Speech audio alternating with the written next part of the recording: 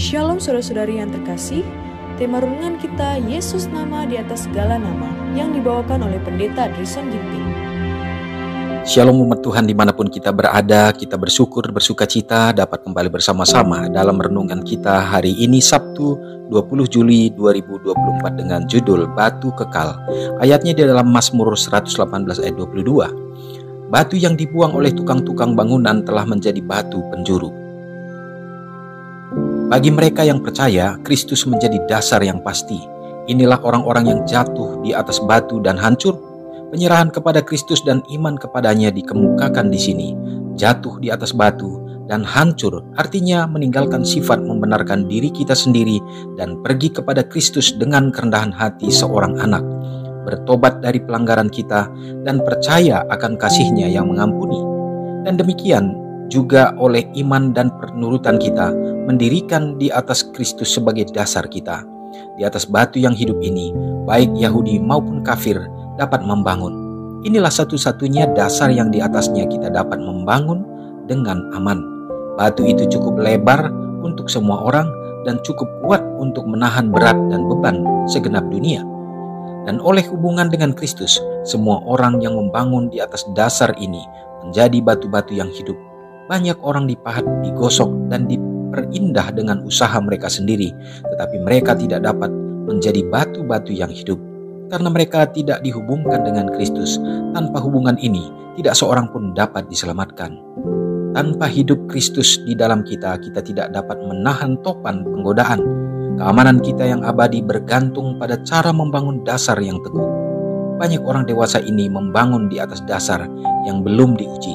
Bila hujan turun dan topan mengamuk dan air bah naik, rumah mereka akan roboh sebab tidak didirikan di atas batu yang kekal, batu penjuru utama, Yesus Kristus. Bagi mereka yang tersandung oleh sebab tak menurut firman Allah, Kristus menjadi batu sandungan. Tetapi batu yang telah dibuang oleh tukang-tukang bangunan telah menjadi batu penjuru. Sebagaimana halnya dengan batu yang ditolak, Kristus dalam tugasnya di dunia ini telah diremehkan dan dicerca. Ia dihina dan dihindari orang. Seorang yang penuh kesengsaraan dan yang biasa menderita kesakitan, ia sangat dihina, dan bagi kita pun dia tidak masuk hitungan. Yesaya 53 ayat 3. Tetapi saatnya sudah dekat bila ia akan dipermuliakan. Oleh kebangkitan dari antara orang mati ia akan dinyatakan Anak Allah yang berkuasa. Roma 1 ayat 4. Pada kedatangannya yang kedua kalinya ia akan dinyatakan sebagai Tuhan surga dan bumi. Mereka yang kini hampir akan menyalibkan dia akan mengenal kebesarannya. Di hadapan semesta alam, batu yang ditolak akan menjadi batu penjuru utama. Renungkan lebih dalam. Dapatkah saya menandai waktu di dalam hidup saya ketika Yesus terbukti sebagai batu kekal saya, landasan yang pasti di mana masa badai? Saudara yang kekasih dalam nama Tuhan, renungan kita ini sangat indah karena sesungguhnya kita harus mengetahui dan mengenal dan memastikan saat ini apakah kita sedang berada di dalam di atas batu yang kekal itu, sosok satu bangunan yang didirikan di atas dan berpondasikan akan batu yang kekal yang akan tetap kukuh, tidak akan goyah dan tidak akan hancur diterjang oleh badai. Saudaraku, Yesus adalah merupakan batu penjuru dari tukang-tukang bangunan yang dibuang.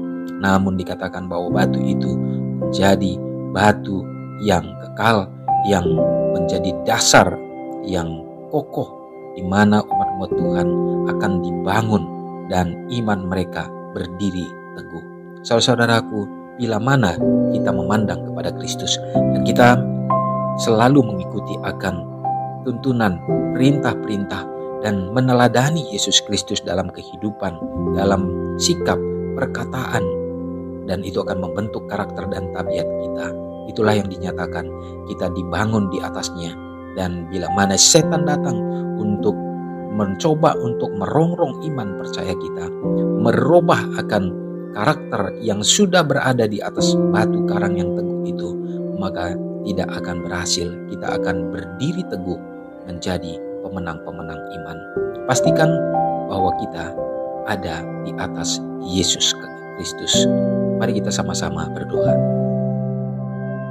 Terpujilah Engkau ya Tuhan kami, oleh karena kemuliaan dan kebesaran kasih-Mu bagi kami manusia.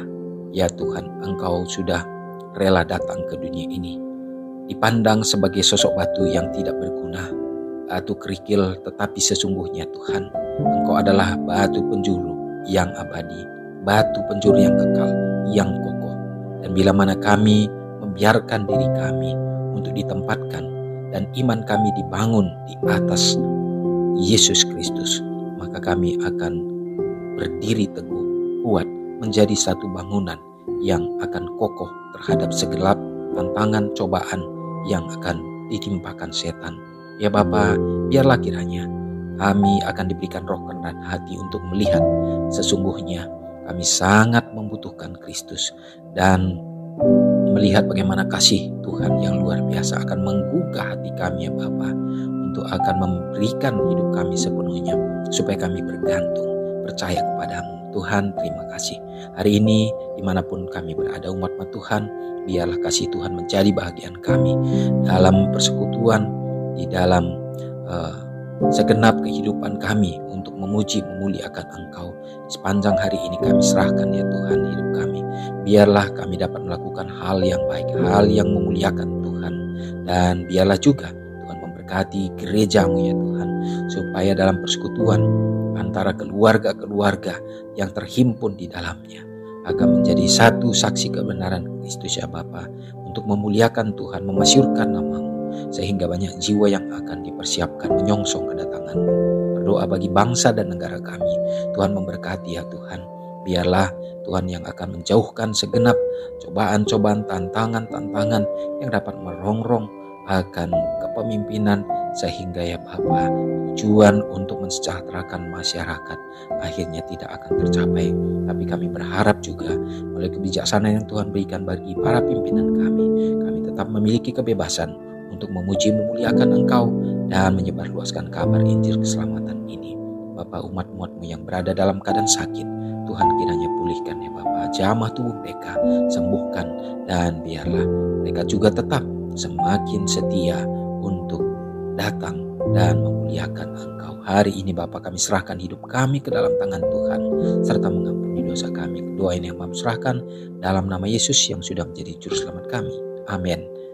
Shalom saudaraku, selamat pagi, Tuhan Yesus memberkati. Ingatlah Matius 5 ayat 13-16.